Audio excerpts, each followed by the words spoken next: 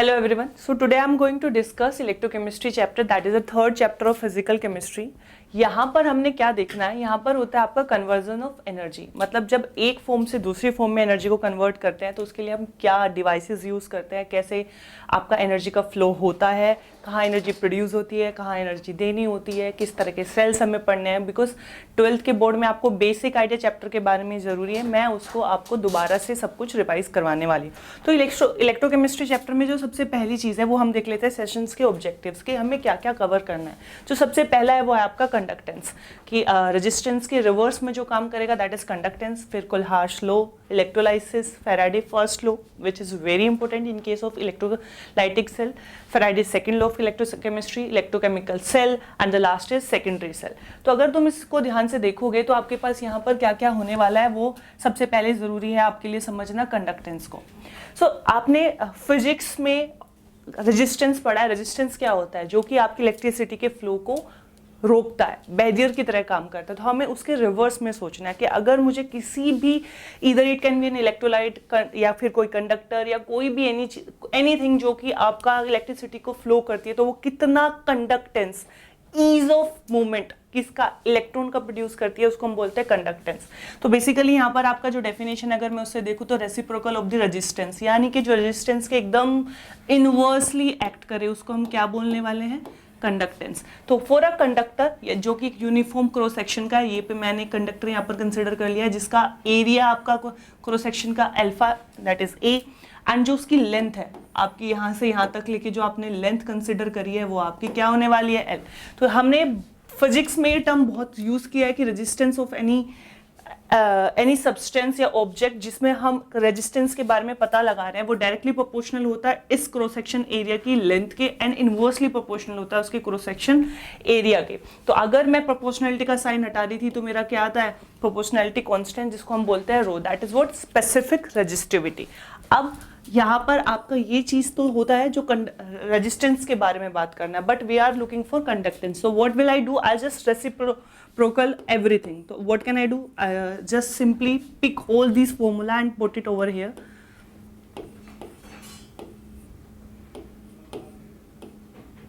That is A and divide by L. So you can see this is my conductance, this is my specific conductivity, and it will be 1 by cell constant. Now you may have confusion, what is cell constant? So basically cell constant is L by A. So if I just want to take it as L by A, so I have to reciprocal the entire things. So what I get with the help of resistance, that conductance is equal to specific conductance, that is what specific kappa, that is what specific conductance into 1 by of cell constant. This is all about conductance, and this one is specific conductance.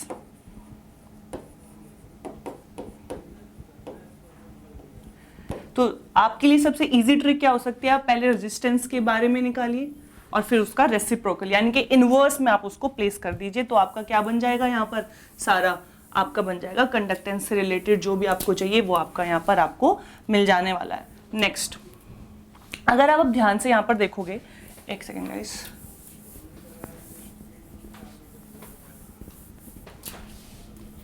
तो यहाँ पर specific conductance के लिए मैंने आपको यही बोला कि अगर सपोज करो ये मेरा कोई भी अंडर कंसिडरेशन कोई भी ऑब्जेक्ट है, ये भी इसका 1 सेंटीमीटर है, ये भी 1 सेंटीमीटर है और ये भी 1 सेंटीमीटर है। तो मैंने अभी आपको थोड़ी देर पहले उसी का डेरिवेशन दिखाया कि आपका kappa, this is my kappa which is specific conductance which is going to inversely to resistivity, and L by A is cell constant.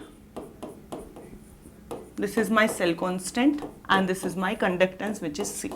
So this was the previous equation which I was explaining to you. So specific conductance की unit भी क्या हो जाएगी, हमने देखा resistivity की unit क्या होती है, ओम metre.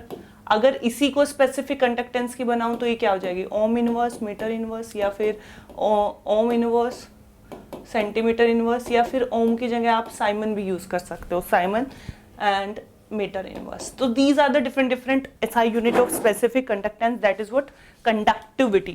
keep in mind specific conductance is conductivity only, there is no two different things. specific conductance बोलो या conductivity बोलो, एक ही चीज को ये denote करते हैं. Okay, so this is all about conductance and conductivity.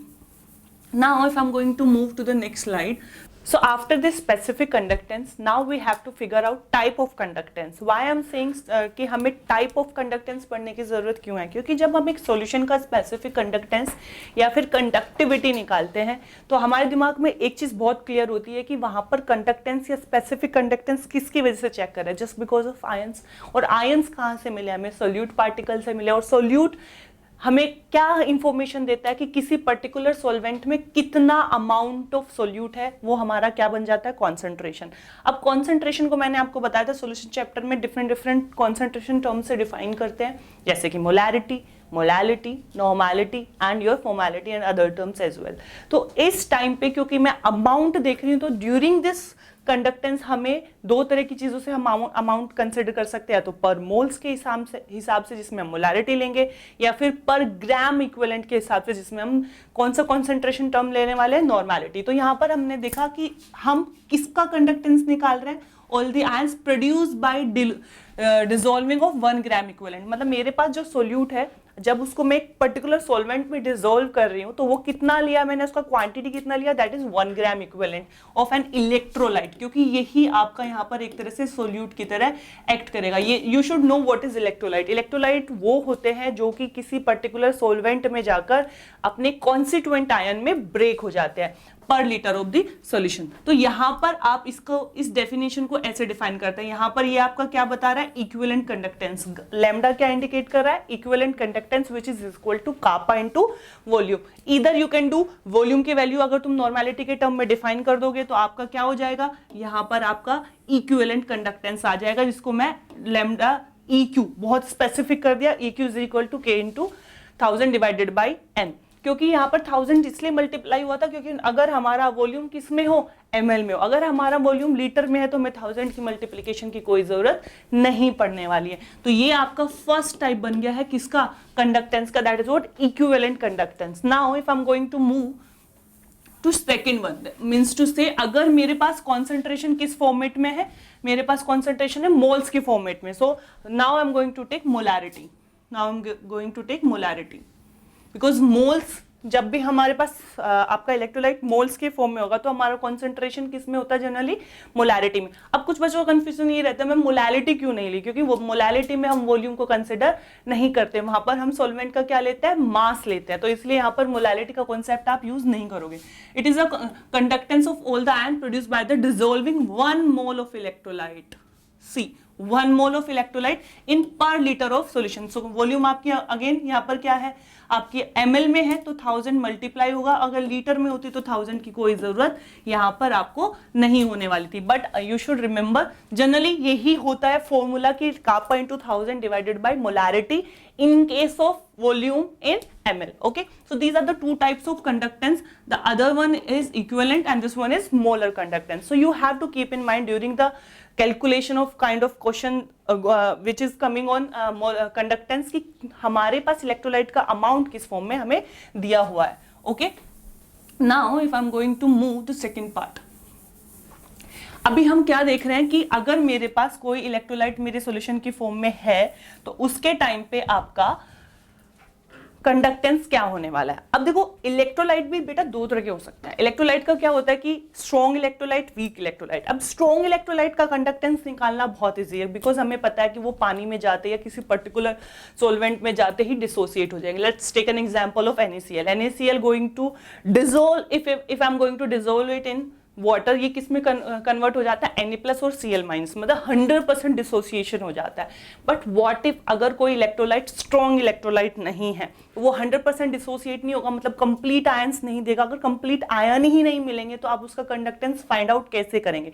But इस चीज को भी प्रूव करने के लिए हमने क्या किया, कंडक्टेंस वर्सेस क्या बनाया, अपना कॉन्सेंट्रेशन का ग्राफ बनाया. You can see over here. तो जब मैंने conductance, that is molar conductance, you can pick any one, इधर इक्विवेलेंट और मोलर, जब मैंने उसका कॉन्सेंट्रेशन के टर्म्स के साथ अपना ग्राफ ड्रॉ किया तो मैंने देखा मेरा जो स्ट्रॉन्ग वाला था वो आपके वाई एक्सिस को यहाँ पर कट कर रहा था. इससे आपको उसकी मैक्सिमम वैल्यू मिल जा रही थी. मैक्स वैल्यू मिल जा रही थी। बट आपने एक बात ध्यान से देखा, अगर आप ध्यान से देखो तो आपका जो वीक इलेक्ट्रोलाइट है उसका graph parallel to Y axis है, पैरेलल टू वाई एक्सिस, मतलब आप उसकी वैल्यू को कभी भी फाइंड आउट नहीं कर सकते हो, आप उसकी वैल्यू को कभी फाइंड आउट कर ही नहीं सकते हो because it is parallel to Y axis. तो इस टाइम पर when we have a issue that we can't find out the exact value of weak electrolyte, तो हमारा अप्रोच क्या होता है, हम कैसे पता लगाए, तो इसी के लिए उन्होंने क्या किया, इफेक्ट ऑफ डाइल्यूशन। ये हमें क्लियर हो गया है कि हम वीक इलेक्ट्रोलाइट का ऐसे in general 2 minimum solution medium पे नहीं निकाल सकते। तो इसके लिए नया जो कॉन्सेप्ट है, इस प्रॉब्लम क्लियर हुई कि जैसे अगर मेरा वीक इलेक्ट्रोलाइट है वो उसका कंडक्टेंस का कर्व जो है वो हमेशा तो क्या आने वाला है, वाई एक्सिस के पैरेलल आने वाला है। तो now we have to find out the value of weak electrolyte with the help of dilution. अब वो डाइल्यूशन का इफेक्ट देख लेते हैं कि अगर मैं एक सॉल्यूशन को उसके मैक्सिमम इनफाइनाइट डाइल्यूशन पे डाल दूं, मतलब उससे ज्यादा उसको डाइल्यूट नहीं किया जा सकता, तो मैं उससे अपना कंडक्टेंस कैसे निकाल सकता हूं, वो मेरे लिए एक नया चैलेंज यहां पर होने वाला है। एक सेकेंड गाइस, तो देखो इसी को समझाने के लिए कि जब एक वीक इलेक्ट्रोलाइट आपके पास है जिसका कंडक्टेंस आप जनरली या नहीं निकाल पा रहे हो, तो उसके लिए हम क्या यूज करेंगे, कोलहार्श लॉ। कोलहार्श ने क्या बोला कि अगर एक इलेक्ट्रोलाइट को इधर इट स्ट्रॉन्ग और वीक या कुछ भी है, वो उसका किसी का सोल्ट भी हो या एसिड हो या फिर बेस हो, अगर मैं उसको इनफाइनाइट डायल्यूशन पे रख दूं, इनफाइनाइट का मतलब है ऐसा सिचुएशन जहां पर आपका कॉन्सेंट्रेशन ऑलमोस्ट जीरो हो जाए। ऑलमोस्ट जीरो का मतलब क्या होता है आपका कि कॉन्सेंट्रेशन आपका मिनिमम है, तो आपका डाइल्यूशन क्या हो जाएगा, डाइल्यूशन का मतलब है कि आपने उसमें कितना सॉल्वेंट डाल दिया, वो ऑलमोस्ट इनफाइनाइट। इनफाइनाइट का मतलब मीन्स टू से कि जितना आप कर सकते हो उतना डाइल्यूशन पे आपने उसको डाल दिया। तो ये कहता है कि उस टाइम पर किसी पर्टिकुलर इलेक्ट्रोलाइट का, देखो इनफाइनाइट डाइल्यूशन के लिए मैंने यहाँ पर क्या यूज किया, इन्फिनिटी का मार्क, उस टाइम पर उस इलेक्ट्रोलाइट का कंडक्टेंस इज इक्वल टू होगा conductance of anion plus conductance of cation. जैसे क्विकली हम टेकिंग की इनफाइनाइट डाइल्यूशन पर अगर मुझे CH3COOH which is a weak electrolyte निकालना है, अगर वो इनफाइनाइट डाइल्यूशन पे है, तो वहां पर हम इंडिविजुअल आयन का निकाल के उसको क्या कर देंगे, ऐड कर देंगे, then we get to know exact value of, एक सेकेंड से, ये आपका COO माइनस, ये आपका क्या है, ये आपका क्या है, anion, and this one is your cation. तो ऐसे यहां पर इन्होंने ये, अब यहां पर वीक एंड स्ट्रॉन्ग का कॉन्सेप्ट आपका क्या हो गया, नल एंड वॉइड हो गया। अब आपको फर्क नहीं पड़ रहा कि आपका इलेक्ट्रोलाइट स्ट्रॉन्ग है कि वीक है, बिकॉज हमें क्या पता है कि कोई भी चाहे वो स्ट्रॉन्ग हो चाहे वीक हो, वो डिसोसिएट होगा। ये सिचुएशन क्रिएट कैसे हुई, just because of its infinite dilution, कि जैसे ही मैं एक इलेक्ट्रोलाइट को इनफाइनाइट डाइल्यूशन में डाल देता हूं, तो मतलब उसके एनायन और कटायन की वापस से रिकंबाइन होने की कैपेसिटी ऑलमोस्ट जीरो हो जाती है, यानी कि इंडिविजुअल आयंस में हमेशा की तरह ब्रेक हो जाएंगे हमेशा के लिए। तो इस वजह से मैं उनका इंडिविजुअल कॉन्सेंट्रेशन, इंडिविजुअल कंडक्टेंस निकाल के उसको ऐड करके उस पूरे इलेक्ट्रोलाइट का कंडक्टेंस निकाल सकते हैं। यही यहाँ पर डेफिनेशन लिखी है, the limiting molar conductivity of an electrolyte can be represented as the sum of the individual contribution of cation and anion of that particular electrolyte at infinite dilution. Okay, and then the next question is, okay, now we get to know हमारा जो strong होगा या week होगा वो infinite dilution पे break हो जाएगा, लेकिन कितना % ब्रेक हुआ।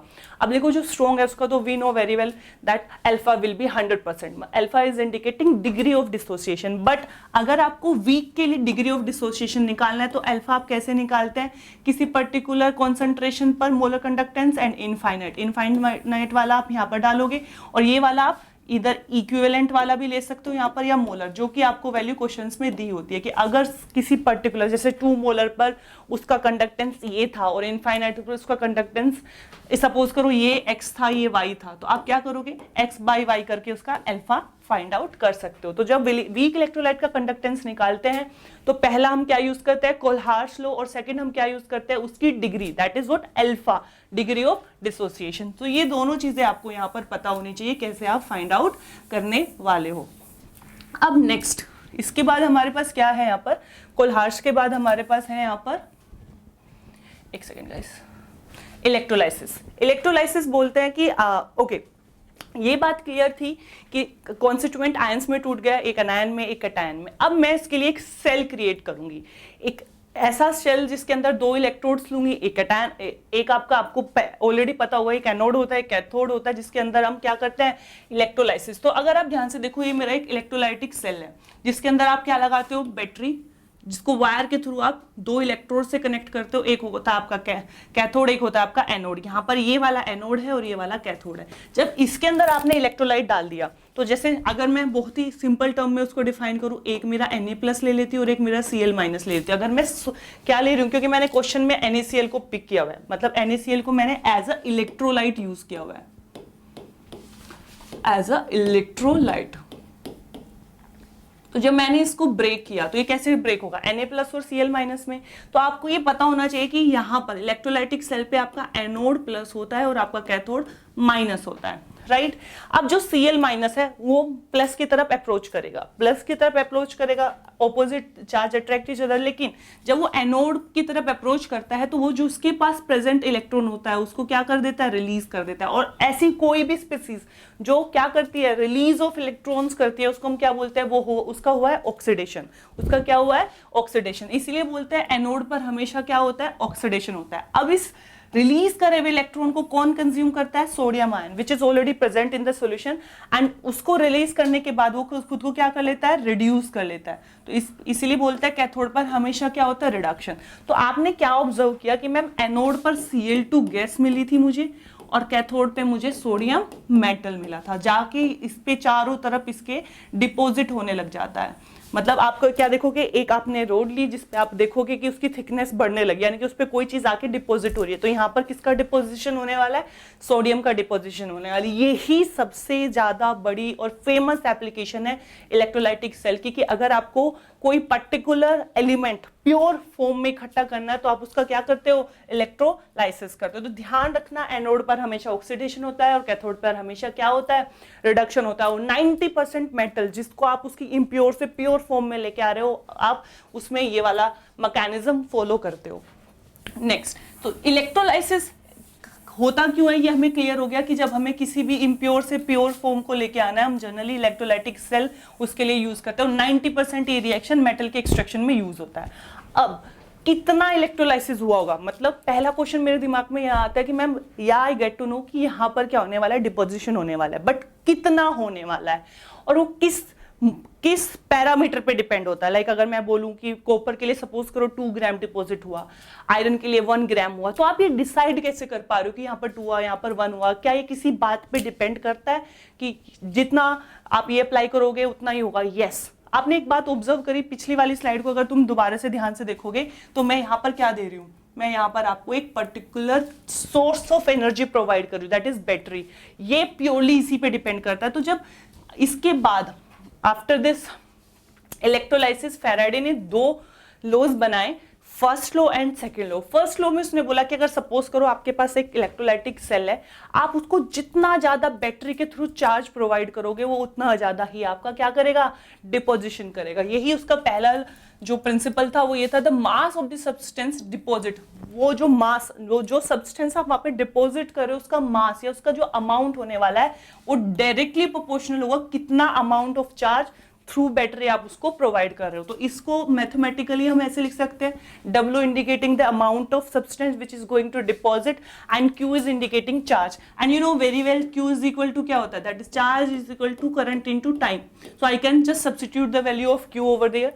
और प्रोपोर्शनैलिटी साइन के लिए मैं लेके आ गई ये इलेक्ट्रोकेमिकल कांस्टेंट बोलते हैं इसको, Z की जो वैल्यू होती है वो होती है E बाई आपकी, एक सेकेंड, जो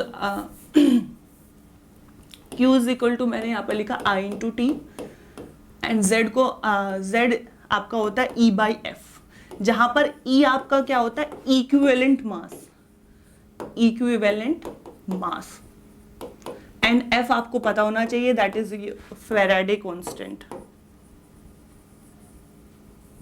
फैराडेज कांस्टेंट।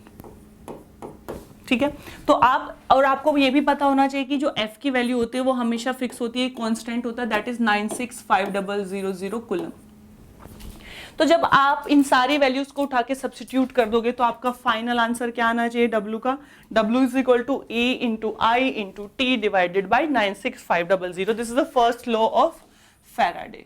इस पे आपको बहुत सारे क्वेश्चन मिल सकते हैं, जैसे कि इतनी इलेक्ट्रिसिटी दी, इतने टाइम के लिए दी, बताओ कितना डिपोजिशन होगा, या डायरेक्ट बोल दिया चार्ज इतना दिया, इक्विवेलेंट मास ये था, बताओ कितना डिपोजिशन होगा. तो इस तरह के क्वेश्चन यहाँ पर आपके बन सकते हैं.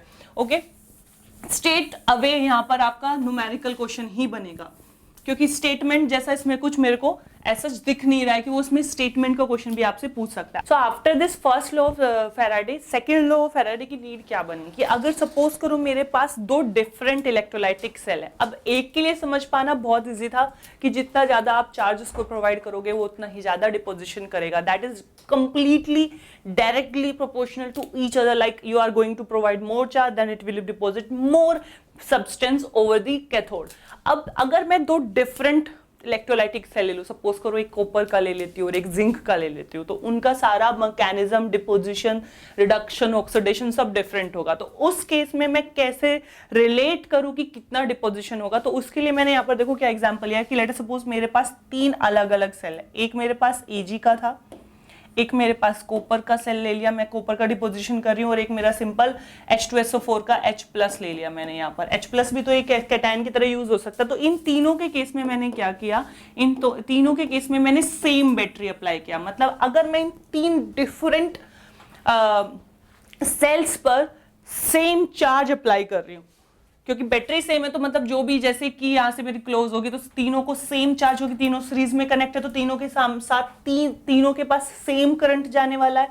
तो इस टाइम पर इन तीनों में कितना डिपोजिशन आपको कैथोड पर देखने को मिलेगा वो मुझे यहाँ पर फाइंड आउट करना है. तो जिसके लिए मैं क्या करूंगी कि जैसे ही मैंने ये बोला कि सपोज करो कि यहाँ पर तीन एग्जाम्पल लिए हैं, एक स्टैंडर्ड मान लेते हैं कि इसको हम काउंट नहीं कर रहे, तो इसको मैं मान लेती हूँ सेल नंबर 1, इसको मैं मान लेती हूँ सेल नंबर 2.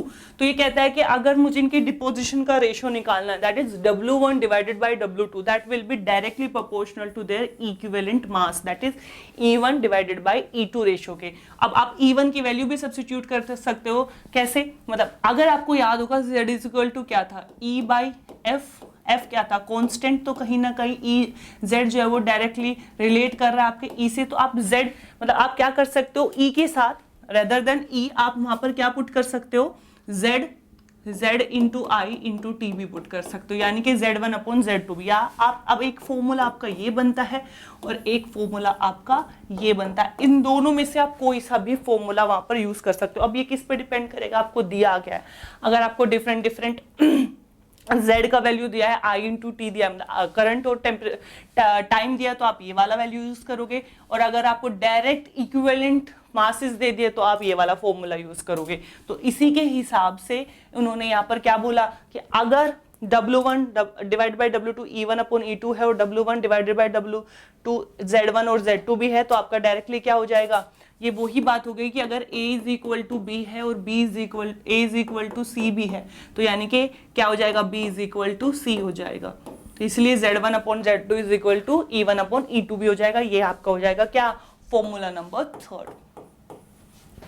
तो ऐसे करके आपके पास अगर दो डिफरेंट या तीन या चार कितने भी डिफरेंट सेल है और आपसे डिपोजिशन पूछ जाए, तो आप ऐसे दो के कॉम्बिनेशन से उनके फॉर्मूले क्रिएट कर सकते हो. तो ये दो फैराडेज के दो कॉन्सेप्ट थे. जैसे ही इलेक्ट्रोलाइटिक सेल आपका वहां पर क्या हुआ, प्रोड्यूस हुआ. अब अगर हम आगे मूव करें इसमें, अगर हमारे पास तो इलेक्ट्रोलाइटिक सेल के पास आपके अगर देखे जाए तो दो तरह के ही क्वेश्चन पूछे जाते हैं, या तो कंडक्टेंस या कंडक्टिविटी का क्वेश्चन आएगा, या फिर फैराडेज के लॉज पे बेस्ड क्वेश्चन आएगा. अब नेक्स्ट, अब दूसरा क्या है कि जो मैंने अभी थोड़ी देर पहले यूज किया था, स्टैंडर्ड हाइड्रोजन पोटेंशियल. इसका क्या मतलब होता है, स्टैंडर्ड हाइड्रोजन इलेक्ट्रोड का क्या मतलब होता है. देखो हम यहाँ पर दो तरह के सेल पढ़ने वाले हैं. एक सेल तो आपका पढ़ लिया आपने इलेक्ट्रोलाइटिक सेल, दूसरा है आपका इलेक्ट्रोकेमिकल सेल. तो ये मुझे प्योरली कहाँ हेल्प करने वाला है, इलेक्ट्रोकेमिकल सेल में. अब इलेक्ट्रोकेमिकल सेल क्या होता है, अब देखो इलेक्ट्रोलाइटिक सेल में आपका क्या होता था, अब बैटरी से कुछ एनर्जी प्रोवाइड करते थे जिससे आपको केमिकल रिएक्शन होती थी. मतलब वहां पर कन्वर्जन किसका हुआ, इलेक्ट्रिकल एनर्जी का केमिकल एनर्जी में. इलेक्ट्रोकेमिकल सेल में क्या होता है कि आप कोई केमिकल रिएक्शन करते हो, कोई केमिकल एनर्जी करते हो, उस वो जाके आपकी इलेक्ट्रिकल एनर्जी प्रोड्यूस करती है। मतलब कोई एक ऐसी रिएक्शन होगी जिसकी वजह से आपको वहां पर क्या मिलने वाला है, पोटेंशियल मिलने वाला है, इलेक्ट्रिसिटी आप वहां से प्रोड्यूस करते हो। Reverse of electrolytic cell, electrochemical cell में क्या होता है, केमिकल चेन से एनर्जी मिलती है, जबकि वहां पर क्या था, एनर्जी से, chemical energy, sorry electrical energy से कोई केमिकल चेंज हो रहा था। तो यहां पर आप एक रिएक्शन करोगे, उससे आपको एक एनर्जी प्रोड्यूस होगी। तो जब ऐसा होता है तो आप वहां पर एक स्टैंडर्ड इलेक्ट्रोड बनाते हो, कि मतलब अगर मुझे दूसरे उसके साथ जुड़े हुए, यहाँ पर भी एनोड और कैथोड होता है, कि सपोज करो मेरा एनोड पर जिंक है और कैथोड पर मेरा कॉपर है, तो अगर मेरा कॉम्बिनेशन आएगा, दोनों इलेक्ट्रिसिटी निकालूंगी, दोनों के कॉम्बिनेशन से आएगी। अगर मेरा सपोज करो मैंने बोला एक मैंने कॉपर और जिंक का सेल बनाया, जैसे कि गैल्वेनिक सेल वेरी फेमस, आपने एनसीईआरटी में पढ़ा होगा, तो उस टाइम पर अगर इन दोनों को मैं कंबाइन करती हूँ तो इनसे आने वाली इलेक्ट्रिसिटी भी दोनों की फ्लो से आएगी। लेकिन मुझे इंडिविजुअल डेटा चाहिए कि कॉपर ने कितनी इलेक्ट्रिसिटी प्रोड्यूस करी और जिंक ने कितनी इलेक्ट्रिसिटी प्रोड्यूस करी। तो उसके लिए मैं क्या करती हूँ, कॉपर के साथ एक दूसरा स्टैंडर्ड सेल यूज करती हूँ, ऐसे फिर जिंक के साथ भी एक स्टैंडर्ड सेल यूज करती हूँ। तो वो स्टैंडर्ड सेल जो होता है वो हमारा रेफरेंस इलेक्ट्रोड होता है। वो हमारा क्या होता है, रेफरेंस इलेक्ट्रोड, रेफरेंस इलेक्ट्रोड। तो उसी को, उसका सबसे पहला एग्जाम्पल जो है वो आपका स्टैंडर्ड हाइड्रोजन इलेक्ट्रोड भी बोलते हैं, जिसको कुछ लोग SHE शी भी बोलते हैं, स्टैंडर्ड हाइड्रोजन इलेक्ट्रोड। तो ये आप लैब के अंदर आप अब तो ये लोग मैनुअली, क्या आप तो ऑलरेडी मार्केट में ये मिलता है, बट इसके अंदर होता क्या है वो हमारा समझना बहुत ज्यादा जरूरी है। इसमें क्या होता है, एक प्लैटिनम वायर होता है, यहाँ से हम H2 गैस 1 बार पे प्लेस करते हैं, नीचे हमारा HCl का सॉल्यूशन होता है जो कि हमारा 1 मोलर होता है, ध्यान रखना 1 मोलर। तो इसके लिए स्पेसिफिक स्टैंडर्ड वर्ड से तुम्हें समझ में आ रहा होगी, कोई स्पेसिफिक स्टैंडर्ड कंडीशन रही होगी, जल्दी से देख लेते हैं कि यहाँ पर when the ions are at unit activity, unit activity का मतलब है कि आपका मोलर कॉन्सेंट्रेशन वहां पर कितना है, उस सॉल्यूशन का जो HCl का बना है वो 1, और 1 बार आपका प्रेशर है और टेम्परेचर आपका कितना है, स्टैंडर्ड 298 केल्विन। तो उस टाइम पर एक इलेक्ट्रोड जितना पोटेंशियल प्रोड्यूस करेगा वो क्या बन जाएगा, आपका standard potential. The potential is called standard electrode potential. मैं रिपीट कर देती हूँ कि 1 मोल सब्सटेंस लिया है आपने, 1 मोल सोल्यूशन लिया है जिसमें आपने टेम्परेचर स्टैंडर्ड रखा है, प्रेशर भी स्टैंडर्ड रखा है, तो उस टाइम पे जो पोटेंशियल वो सेल प्रोड्यूस करेगा वो क्या बन जाएगा, आपका स्टैंडर्ड पोटेंशियल। जैसे यहाँ पर होता है कि नीचे प्रेजेंट H+ आयन ऊपर से 2 इलेक्ट्रॉन पिक करता है, H2 गैस। यहाँ पर रिएक्शंस क्या होती है, पहले H2 गैस अपने आप को कन्वर्ट करती है, अपने आप का ऑक्सीडेशन करती है और ये 2 इलेक्ट्रॉन प्रोड्यूस करती है। उन 2 इलेक्ट्रॉन को नीचे HCl वाला H+ आयन, HCl वाला H+ आयन है, ये उन 2 छोड़े हुए इलेक्ट्रॉन को कंबाइन करके क्या बनाता है, H2 गैस बनाता है। तो आप देखोगे रिवर्स रिएक्शन दिख रही है, इसलिए बोलते हैं इसका इलेक्ट्रोड पोटेंशियल कितना हो जाता है, 0, जो मैंने यहाँ पर मेंशन किया है। तो अब इसका खुद का 0 है, तो जब ये एक सेल में इधर कैथोड बनेगा, एनोड बनेगा, और दूसरे पर आपका जिंक, कॉपर, जिसका भी आपको फाइंड आउट करना है, तो आपकी ओवरऑल वैल्यू किसकी आएगी, ओनली जिंक या कॉपर की, क्योंकि इसका तो वैल्यू क्या है, 0 है। अब इसी के लिए क्या फॉर्मूला यूज करना है वो हम देख लेते हैं। यहां पर आपका एक सेकेंड,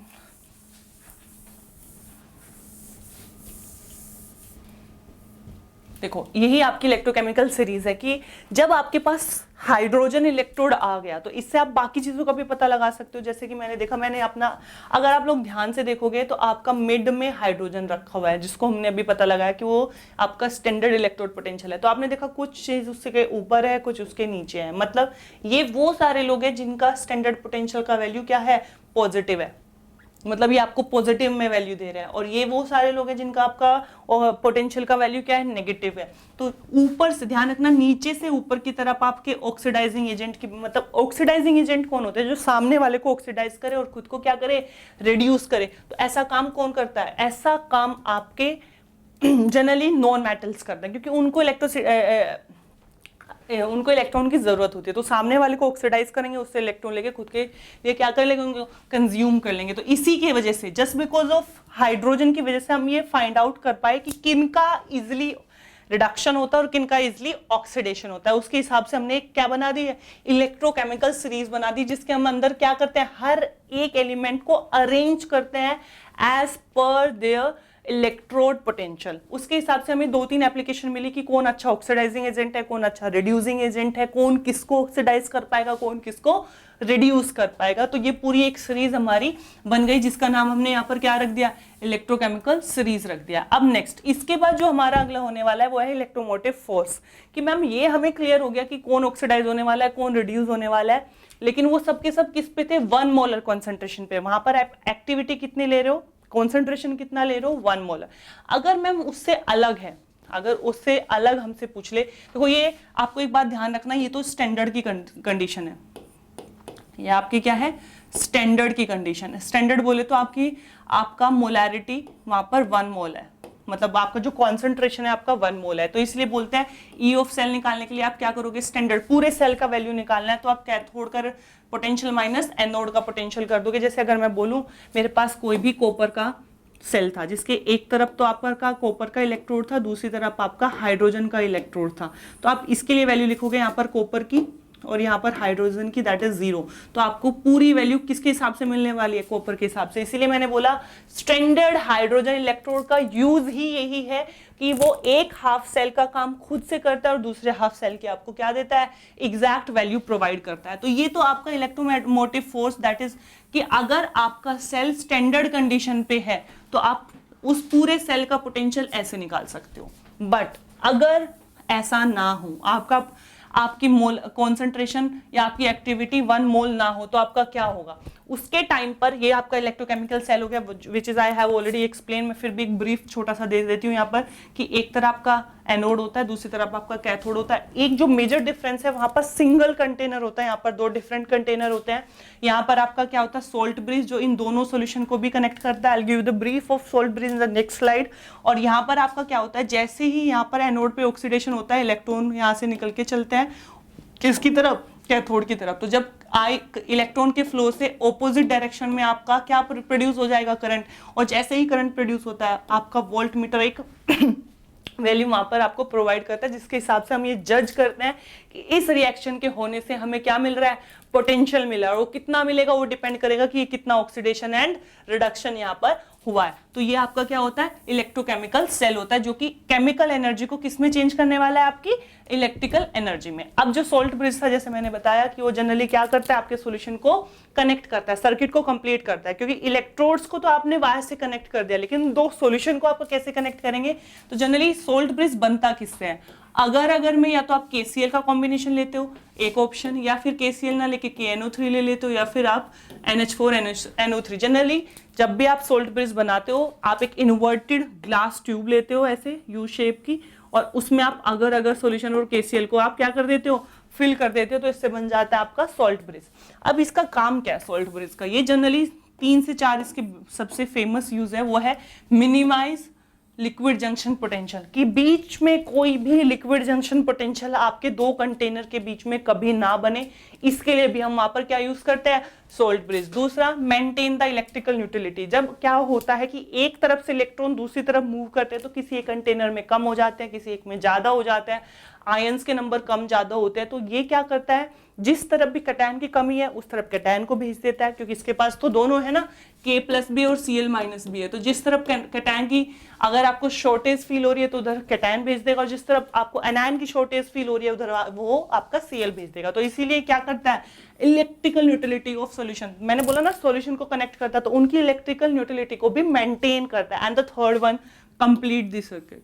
यस एग्जैक्टली, क्योंकि आप एक बात ध्यान से देखो यहाँ पर, एक मिनट में ये मेरा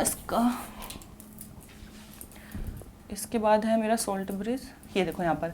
तो अगर आप ध्यान से देख रहे हो, ये आपके सॉल्यूशन है यहाँ तक जिसमें मैंने इसको डिप किया हुआ, ये सॉल्यूशन है। तो आप यहाँ से चले, आपका सर्किट एकदम कंप्लीट हो गया है। देखो सॉल्यूशन को कनेक्ट कर रहा है क्या, सोल्ट ब्रिज फिर दूसरे सॉल्यूशन को कनेक्ट कर रहा है, वो किससे, इलेक्ट्रोड से कनेक्ट है, इलेक्ट्रोड वायर से वोल्ट मीटर से कनेक्ट है, फिर वो इधर दूसरे इलेक्ट्रोड से कनेक्ट है। तो इसीलिए सर्किट को कंप्लीट करने के लिए भी आप सोल्ट ब्रिज का सबसे ज्यादा यूज यहाँ पर करने वाले हो। अब reaction involve in electrochemical reaction, तो मैंने देखा कि जब इलेक्ट्रोकेमिकल सेल हुआ तो आपका एनोड पर क्या हुआ, ऑक्सीडेशन, जिंक ने 2 इलेक्ट्रॉन रिलीज करे। ये कहां से डिसाइड हुआ कि जिंक का ऑक्सीडेशन होगा, इलेक्ट्रोकेमिकल सीरीज से। मैंने देखा कि जो है वो H के बिलो आता है, मतलब मीन्स टू से वो ऑक्सीडाइज होना चाहता है और ऊपर वाले रिड्यूस अच्छे से होना चाहते हैं। तो इसीलिए जब जो H के नीचे आएंगे वो क्या होंगे, अच्छे से ऑक्सीडाइज होंगे, जो H के ऊपर आएंगे वो अच्छे से रिड्यूस होंगे। तो ये H के जस्ट नीचे इलेक्ट्रोकेमिकल केमिकल सीरीज में नीचे आता है, इसलिए इसका क्या होगा यहाँ पर ऑक्सीडेशन। अब इसका ऑक्सीडेशन हो गया तो कॉपर का क्या होने लग जाएगा, रिडक्शन। तो इसके रिलीज करे हुए 2 इलेक्ट्रॉन को कॉपर कंज्यूम करके क्या करता है, अपने आप को सोलिडिफाई कर लेता है। तो इस सेल को, एनोड और कैथोड के सेल की सेल रिएक्शन आपकी क्या बन जाएगी, 2 इलेक्ट्रॉन से 2 इलेक्ट्रॉन कैंसिल हो गए, तो आपके रिएक्टेंट के साइड Zn और Cu2+ है और आपके प्रोडक्ट की साइड Zn2+ और कॉपर है। यही आपकी सेल रिएक्शन यहाँ पर बन गई। तो जब भी आप इलेक्ट्रोकेमिकल सेल को पढ़ते हो तो आपको 2 चीजें दिमाग में रखनी है कि वहां पर एनोड पर कौन है, कैथोड पर कौन है, उसका रिडक्शन कैसे होगा, इसका ऑक्सीडेशन कैसे होगा, और उससे आप बनाओगे क्या, अपनी फाइनल नेट रिएक्शन। अब इसके बाद नर्ट्स इक्वेशन। अब तक हम सारी बातें स्टैंडर्ड कंडीशन पे कर रहे हैं, 1 मोलर 1 मोलर 1 मोलर। लेकिन अगर हमारा कैटायन और एनायन या जो भी हमारे ऑक्सीडाइजिंग और रिड्यूसिंग सब्सटेंस हम वहां पर यूज कर रहे हैं, उनका कॉन्सेंट्रेशन 1 मोलर नहीं है, तो एट दैट टाइम आप कैसे वैल्यू फाइंड आउट करोगे पोटेंशियल की, क्योंकि आपकी तो स्टैंडर्ड स्केल बनी हुई है 1 मोलर।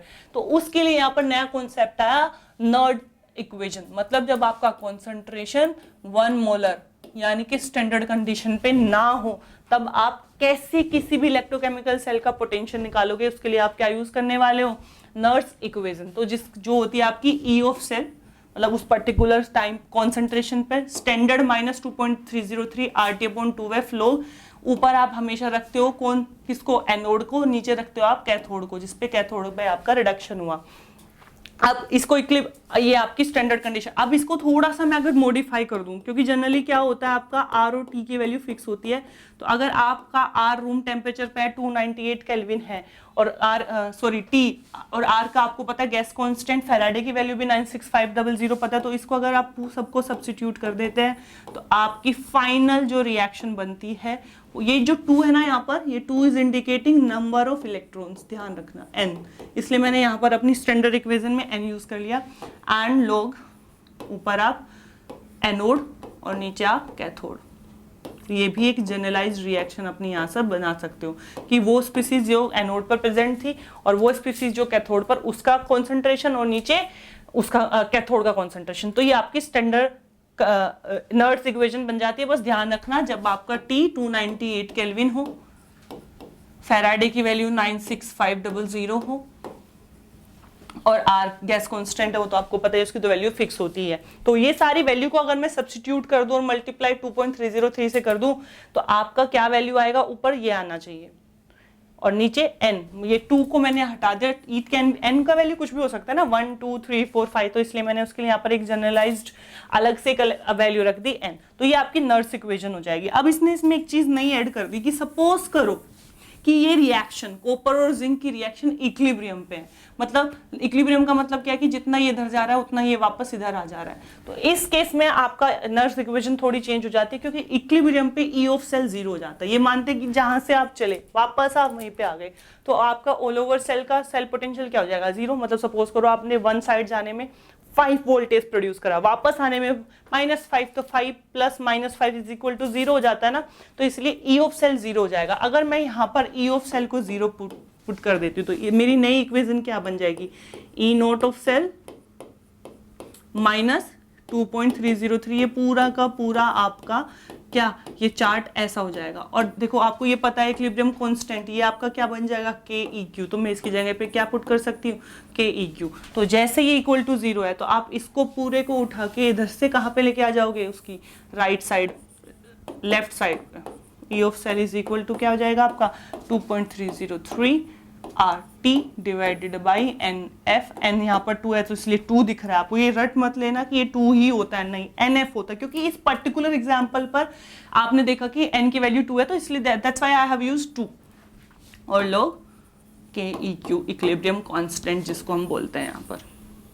तो अगर बेसिक कंडीशन है तो आपने हमेशा ये वाली इक्वेशन यूज करनी है, और अगर इक्विलिब्रियम कंडीशन है तो आपने हमेशा इक्वेशन ये वाली यहाँ पर यूज करनी है।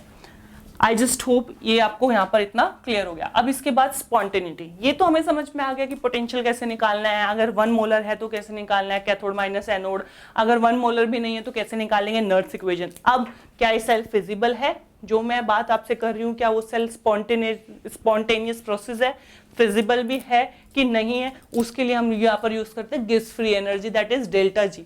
तो ये कहता है कि अगर किसी भी सेल को स्पॉन्टेनियस बनाना है, मतलब वो खुद से हो, वो खुद से रिएक्शन दे, तो आपका क्या होना चाहिए, E of cell must be zero, मतलब आपके सेल की जो वैल्यू आए वो पॉजिटिव में आए, और आपका डेल जी क्या आना चाहिए, नेगेटिव में आना चाहिए, क्योंकि उसके लिए हमारा जो फॉर्मूला होता है वो होता है del G minus N F E naught of cell. तो अगर देखो खुद सोचो, अगर ये पॉजिटिव है तब ये नेगेटिव रह पाएगा, और इसीलिए आप, और अगर ये नेगेटिव है तब ये क्या हो पाएगा, आपका स्पॉन्टेनियस हो पाएगा। आई जस्ट होप ये आपको क्लियर होगा। तो ये एक आपका फॉर्मूला ये बन गया, और अगर स्टैंडर्ड कंडीशन है तो ऑब्वियसली ई की जगह पे ई नोट हो जाएगा, डेल जी की जगह पे डेल जी नोट हो जाएगा, तो आपका स्टैंडर्ड कंडीशन पे फॉर्मूला ये बन जाएगा। और एक और फॉर्मूला होता है इक्विलिब्रियम कांस्टेंट के हिसाब से, वो होता है ये कि अगर सपोज करो आपके पास के इक्विलिब्रियम, मतलब इक्विलिब्रियम कांस्टेंट की वैल्यू आपके पास यहाँ प्रेजेंट है, तो अब आप डेल जी का ये वाला फॉर्मूला यहाँ पर यूज करें। बट ये जनरली इक्विलिब्रियम चैप्टर में यूज होता है, इसका इलेक्ट्रोकेमिस्ट्री में नहीं है। बट मैं जब ये सब प्रिपेयर करी थी तो मुझे लगा कि ये वाला फॉर्मूला भी आपको पता होना चाहिए। तो ये हो गया आपका स्पॉन्टेनिटी का, कि अगर ड्यूरिंग दिस फॉर्मूलाज मैंने वैल्यू पुट करी और मेरी डेल जी की वैल्यू नेगेटिव आ रही है, इट मीन्स ये सेल आपका क्या होने वाला है, फिजिबल होने वाला है। अब नेक्स्ट, इसके बाद है सेकेंडरी सेल। अब जब आप टाइप ऑफ सेल पढ़ोगे, एनसीईआरटी खोलोगे, तो वहां पर आपको दो तरह के सेल दिखेंगे, primary and secondary. Primary cell वो होते हैं जो यूज एंड थ्रो वाले होते हैं, आप यूज करो उसके बाद वो डिस्चार्ज हो जाते हो और आप उनको फेंक देते हो। बट सेकेंडरी सेल वो होते हैं जिसको आप रीयूज कर सकते हो, मतलब उनको चार्ज कर सकते हो, दोबारा चार्ज कर, जैसे कि इन्वर्टर का जो बैटरी होती है वो आपकी क्या होती है, सेकेंडरी सेल होती है, क्योंकि उसको आप बार बार यूज कर सकते हो। तो ये वो ही है, बहुत famous lead storage cell battery है। इस पे क्वेश्चन कैसे आता है, इस पे यही आता है कि वहां पर सेल रिएक्शन क्या होती है, कैथोड पर कौन होता है और एनोड पर कौन होता है। आई have seen so many question based on these two things, कि आपका कैथोड पे कौन प्रेजेंट था, आपका एनोड पे। तो याद रखना, कैथोड पर हमेशा PbO2 होता है और एनोड पर हमेशा प्योर लेड होता है, जो कि ऑक्सीडाइज होता है, और PbO2 रिड्यूस होता है। इसी की वजह से वहां पर रिडक्शन एंड ऑक्सीडेशन होता है, उसी की वजह से आपकी टोटल आप क्या निकाल सकते हो, स्टैंडर्ड निकाल सकते हो। ये ध्यान रखना, उसके हिसाब से आप ये डिसाइड करते हो कि अगर ये वोल्टेज इतनी प्रोड्यूस करे तो ये चार्ज्ड है, अगर इसकी वोल्टेज कम हो रही है तो ये डिस्चार्ज्ड है, तो इसको चार्ज करना पड़ेगा। तो सेकेंडरी सेल में सबसे ज्यादा यही क्वेश्चन पूछा जाता है कि कैथोड पर कौन है, एनोड पर कौन है, और उसकी सेल रिएक्शन क्या होने वाली है। ओके, अब उसके बाद एक और यहाँ पर मैंने क्वेश्चन देखा है, जनरली इलेक्ट्रोकेमिस्ट्री से आता है, वो है कोरोजन। कि आपको पता है रस्टिंग ऑफ आयरन भी एक रिडॉक्स रिएक्शन है, मतलब वहां पर भी आपका क्या होता है, ऑक्सीडेशन एंड रिडक्शन। तो I have seen so many time कि कोरोजन के एग्जांपल्स क्या क्या हो सकते हैं, rusting of iron, tarnishing of silver, आपने देखा ना सिल्वर ब्लैक कलर की हो जाती है, development of green coating, copper जो है, कॉपर के यूटेंसिल को बहुत टाइम के लिए आप ओपन एयर में रख देते हो तो उन पे ग्रीन कलर की कवरिंग आ जाती है। तो ये जो सब है ये कोरोजन के एग्जांपल है। अब रस्टिंग ऑफ आयरन में आई have seen so many time, वो सबसे पहले जो क्वेश्चन पूछते हैं वो है कि रस्ट का फॉर्मूला क्या है। तो आपको ये याद रखना है, यहां पर आपका रस्ट का फॉर्मूला होता है Fe2O3.XH2। मैं यहां पर लिख देती हूँ, रस्ट का जो फॉर्मूला होता है, जो ब्राउन कलर का पाउडर जैसा आयरन के ऊपर आ जाता है, जिसको हम बोलते हैं कि रस्टिंग हो गया है, उसका फॉर्मूला मैंने बहुत बार देखा है आपके आंसर क्वेश्चन पेपर में, चाहे वो CBSE का हो, चाहे वो JEE हो, चाहे वो नीट हो, और अब चाहे वो CUET हो। तो सबसे ज्यादा चांस बन सकता है कि वो आपसे डायरेक्ट पूछ ले कि what is the molecular formula of rust, वो होता है Fe2O3.XH2 जो। और यहाँ पर याद रखना, सबसे पहले यहाँ पर आयरन का ऑक्सीडेशन होता है, उसके बाद एयर में present water and CO2 oxidation होता है, जिसकी वजह से वो फाइनल स्टेप में आपका रस्टिंग यहाँ पर बनाते हैं। ये जो ब्राउन कलर का एरिया आपको दिख रहा है, दिस इज रस्टिंग। ओके, और ये इससे रिलेटेड रिएक्शंस है एनोड और कैथोड की। मैंने बोला ना, एनोड पर आयरन का ऑक्सीडेशन होगा, कैथोड पर O2 वाटर का एंड O2 एयर से जो मिला है उसको। O2 और H2 आपको दोनों ही एयर से मिलने वाले, जिनके कॉम्बिनेशन से वो क्या करने वाला है, oxygen. So this is all about electrochemistry. I hope आपको बेसिक आइडिया यहाँ से मिल गया होगा। Thank you.